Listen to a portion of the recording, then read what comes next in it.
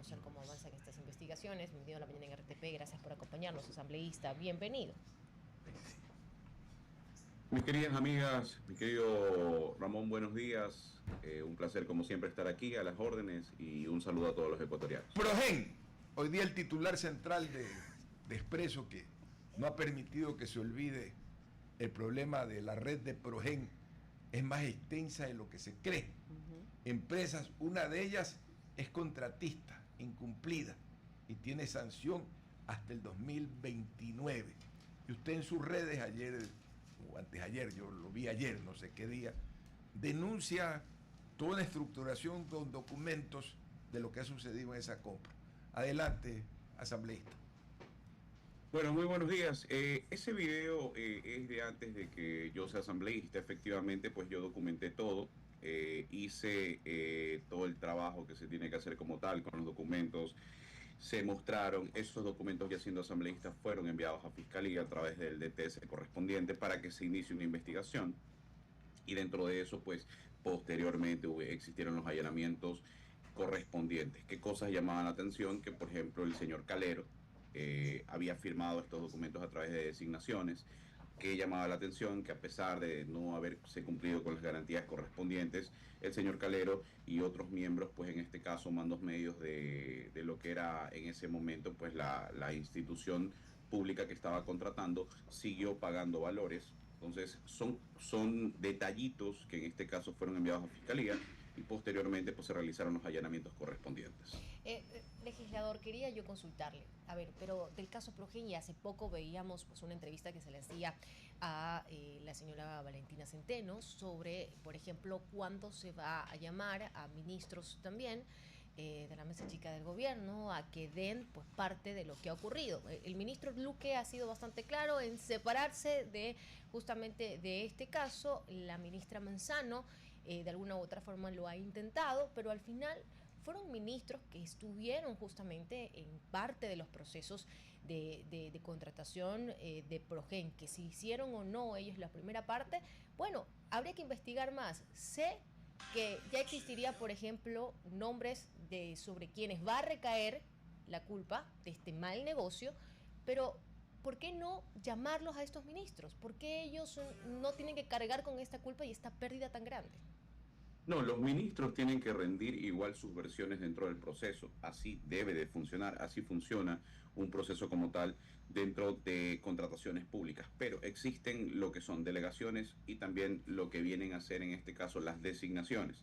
Dentro de eso, en esta estructura legal, tiene que verse la responsabilidad, porque no siempre el ministro o los ministros son los que se encargan de las contrataciones puntuales. A veces se delegan o se designan y con estas responsabilidades, la responsabilidad, valga la redundancia legal, tiene que caer sobre la persona designada o en este caso delegada con la facultad legal para hacer la contratación y que esta persona haya verificado todos los procesos, lo cual no se hizo. Como les digo, dentro de la investigación fui extremadamente claro en demostrar con documentación quién había sido la persona que había firmado los documentos, a pesar de que existían documentos y correos que recomendaban la no compra de lo mismo. Por lo cual, claro, los ministros tienen que dar su versión correspondiente, pero como dentro de una estructura legal, como lo explico, tiene que revisarse la persona que firma los contratos, porque al final los funcionarios públicos, y hoy gracias a eso estamos tratando una ley, estamos formando una ley de repetición para que efectivamente dejen los funcionarios públicos de simplemente pues verle la cara a los ecuatorianos y tengan que pagar con responsabilidad, con su dinero y también la responsabilidad penal necesaria, pues por estos casos donde el Estado ecuatoriano pierde muchísimo dinero. Perdóneme, asambleísta, pero esa ley ya existe. Lo que no se ha hecho es aplicar. Cuidado, suena No. a reforma, algo que hace rato debería haber sucedido de repetición sobre expresidentes, exministros, etcétera, y nunca se ha aplicado. ¿En qué se diferencia la vieja ley a la que usted está proponiendo, asambleísta? Hoy por hoy la ley de repetición como tal es una ley caduca. Básicamente la repetición como tal es un proceso que puede tomarse como no puede tomarse. No existe una ley orgánica puntual, modernizada, que aplique un principio que sobre todo es la celeridad procesal y adicional a eso pues se realice de manera correcta. Por eso es que tú ves que no existen como tal casos en donde realmente pues sea casos emblemáticos donde se haya utilizado esta figura jurídica como tal, esta institución. ¿Qué buscamos con esta ley orgánica de repetición? Primero, celeridad. Segundo, que existan los responsables y que se pueda determinar que no solamente sea un principio en la Constitución y un proceso puesto ahí en papel como tal, sin reglamentos claros, sino lógicamente pues queremos que se ejecute, queremos que los reglamentos sean claros y que como ley orgánica lógicamente tenga cierta independencia al poderse manejar esta institución jurídica para lograr resultados, porque no podemos seguir perdiendo plata. Ya nos pasó con Chevron, donde hoy por hoy el Estado ecuatoriano tiene que pagar más de 230 millones de dólares, ya está determinado porque se les dio la gana de coger y en este caso traer artistas, no sé, hacer tarimas, le faltó hacer un festival de música en lugar de enfocarse en lo jurídico.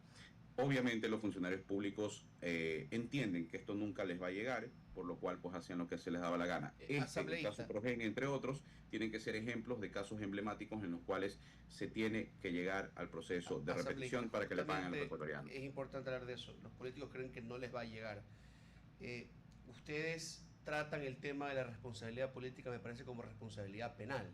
Y entonces utilizan argumentos de la delegación o traen hasta el contralor a la comisión para que él diga, pues nosotros no revisamos eso como una responsabilidad del ministro, pero la responsabilidad política no es la misma que la responsabilidad penal. Y al final, correcto, incluso en la Asamblea, cuando ha llegado a los temas al CAL, se han negado, como el caso de la ministra Manzano, a abocar conocimiento de los procesos de juicio político. ¿No cree que es una confusión que nos quita al país la posibilidad de controlar lo que hacen los políticos? Definitivamente, una cosa es la sede jurisdiccional o un proceso jurisdiccional como tal y otra cosa pues tiene que ver con la responsabilidad política donde la omisión es parte de y se tiene que revisar definitivamente y se tiene que llegar a los procesos. En eso sí estamos de acuerdo. Creo que los procesos deben avanzar, deben investigarse y sobre la mesa poner las pruebas correspondientes. Te doy un gran ejemplo, el caso Godoy. El caso Godoy fue un caso que demostró que se puede fiscalizar indistintamente de lo que o de la visión que se pueda tener externa. Fue un caso en el cual se llegó a determinar una responsabilidad como tal y sí deberían ser los procesos para efectivamente diferenciar no solamente la responsabilidad administrativa, civil o penal que puede existir dentro de un proceso o un juicio jurisdiccional a un juicio político que tiene que ver con responsabilidades políticas, que existen, claro que sí, pero tienen que llevarse el debido proceso correspondiente. Y esa es la responsabilidad de la Asamblea. Así deberíamos de trabajar cada vez que llegue un proceso en el cual exista algún indicio de responsabilidad política. Asambleísta, buenos días. María Fernanda Perrone, ¿cree usted que desde la Asamblea Nacional se está protegiendo a los ministros del gobierno en este caso? Yo creo que en este caso no ha existido esa protección, al menos dentro de las comisiones en las que yo pertenezco. Del resto, pues lamentablemente no puedo estar en todas. Espero yo que, así como se hizo con el caso Godoy, no exista protección para ningún ministro y lógicamente los ministros, yo siempre he dicho lo siguiente, si tú no tienes algún tipo de responsabilidad, tú vas, das la cara, demuestras transparencia y sobre todo si tienes los argumentos correspondientes vas a poder demostrarlo dentro de un proceso y eso le da transparencia e inclusive legitimidad a tu ejercicio. Así se debe de hacer. Cuando se realizan estos procesos en los cuales no existe la fiscalización porque pueden existir problemas o en este caso las solicitudes pueden estar mal ingresadas, ahí queda lógicamente pues esa tela de duda y eso nos hace muchísimo daño como Asamblea Nacional, pero en este caso pues los miembros del CAL son los que tienen que justificar sus actuaciones. Hablando justamente de la responsabilidad política asambleísta que mencionaba César y también Maffer, si los problemas, y esto es las demandas, las sanciones, los incumplimientos que se han develado, aparecen justo después de las firmas de contratos, la pregunta es, ¿quién asume esa responsabilidad política por decisiones que ya nacen con un riesgo latente? No, definitivamente es que ahí es donde tenemos que analizar. Nosotros tenemos una constitución, tenemos leyes y lógicamente, aunque no nos gusten muchas veces, es lo que hay. Ya tuvimos la oportunidad nosotros y hoy por hoy te digo, para mí, nosotros inclusive en algún momento aprobamos una ley que buscaba que los funcionarios públicos a todo nivel sean evaluados cada 6 meses. Con lo cual, lógicamente, evitabas que hoy por hoy el funcionario público sepa que fin de mes le llega su sueldo, haga o no haga. Y hoy tenemos un grave problema de muchas veces falta de voluntad en la gestión para trabajar. Me ha pasado a mí, le ha pasado a todos los que estábamos en el libre ejercicio cuando vamos en la institución pública a pedir un expediente que en derecho debería estar máximo en 48 horas, pero se demora meses y no tienen ningún tipo de consecuencias realmente. nosotros aprobamos esa ley para que se evalúen a todos los funcionarios públicos, se la tiró abajo porque básicamente se les da estabilidad, como digo yo, se regala derechos con plata ajena a todo el mundo y no nos damos cuenta que el fin del servicio público es ese, servir a la gente. Entonces, yo te digo, definitivamente existen leyes y si existe una delegación, la persona firmante es la que tiene que ser responsable. Ahora, políticamente, definitivamente, si no se llevaron los procesos como tal, hay que buscar la manera de fiscalizar. En eso siempre vamos a estar de acuerdo. Pero creo Lamentablemente. asambleísta, creo que el momento de fiscalizar incluso lo han llevado a este punto para que concuerde o pueda conjugarse con las leyes, pero no con el tiempo político. Y hablo del tiempo político para la ministra Manzano, que justamente ya está por partir hacia un nuevo encargo que se le va a dar, o sea, está a mediados de mayo. Bueno, claro, en este caso como tal ya dependerá mucho de lo que haga Fiscalía. Nosotros cumplimos enviando la documentación correspondiente para que se inicie el proceso. Con esta documentación, entre otros elementos que tenía Fiscalía hizo los allanamientos correspondientes. ¿Que tiene que dársele celeridad? Okay. Definitivamente tiene que dársele celeridad. Yo creo que las explicaciones que se han dado dentro de la asamblea de la ministra Manzano han sido claras, pero queda la tela de duda es porque muchas veces el proceso no se explica como tal y eso ya es un deber de Fiscalía hacerlo de manera correcta, puesto que, como bien tú dices, pues existe esa tela de duda de la poca celeridad que se le ha dado a este proceso. Es un proceso donde se ha perdido muchísima plata para los ecuatorianos. Es un proceso que creo que Fiscalía debe de tomar con la celeridad del caso para darle pues esa transparencia a los ecuatorianos. Y lógicamente que los responsables paguen y que ese dinero regrese a los ecuatorianos porque no se puede perder plata como se hizo. Las actuaciones del señor Calero, entre otros, dejan muchísimo que desear, puesto que quienes investigamos en su momento esto tenemos la claridad de que fuera de que se recomendó no hacer la compra, existen pagos posteriores una vez que ya se había fallado dentro de este contrato. Adelante y damos la bienvenida al abogado David Rodríguez. Gracias, don Ramón, muy amable. Adelante. Muchas gracias y buenos días a la audiencia. Asambleísta, para resumir y ser breve en la consulta, ¿usted comparte el proyecto de ley que está circulando en estos momentos que pretende coartar la opinión de las personas en relación a lo que se puede expresar a través de redes sociales, que es autoría de una colega suya, la asambleísta León de la SUAY? ¿Qué conoce al respecto? A ver, eso es un tema muy importante, ¿sabes? Que realmente en su momento lo que hizo Camila, y créanme, se los digo, por favor, compártanlo o véanlo con abogados especialistas en la materia. ¿Qué pasa con el proyecto de la asambleísta Camila León? El cual yo hablé de él también.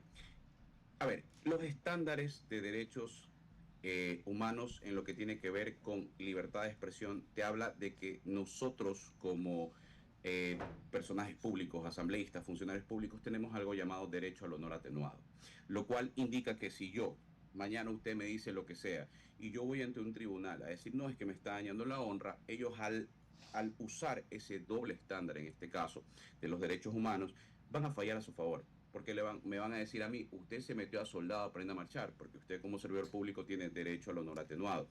Eso es lo que pretendía realmente. Yo invito a que lean ese proyecto en su momento, que ya obviamente pues el CAR lo archivó, pero era positivo. Por ahí pues el asambleísta tal vez yo creo que pues a través de mucha desinformación a veces no pudo explicarlo de mejor manera, pero era positivo.